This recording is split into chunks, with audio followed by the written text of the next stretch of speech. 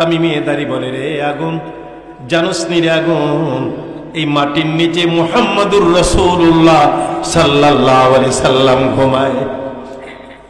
আগুন রে, যে মদিনায় দাজ্জাল ঢুকার সাহস পাবে না। আল্লাহু আকবার, জোরে বলো।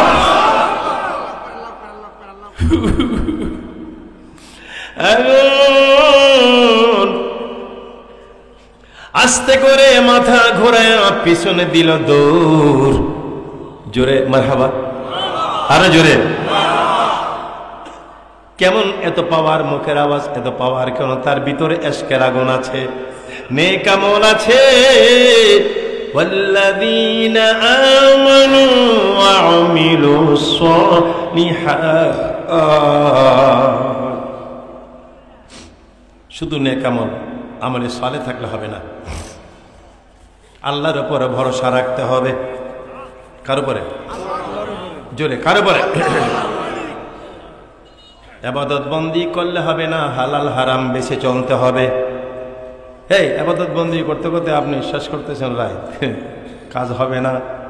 হালাল হারাম বেছে চলতে হবে। আমার ভাইয়েরা, আমার বাবারা,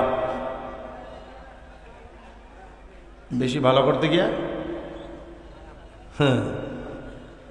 হুঁশিয়ার।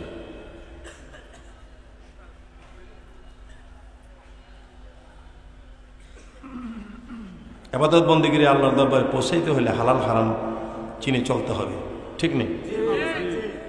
প্রয়োজনে খাবো না, উপবাস থাকবো, একদিন দুই দিন, প্রয়োজনে 7 দিন খাবো না, তবু মুখে হারাম দিব না। আল্লাহু আকবার।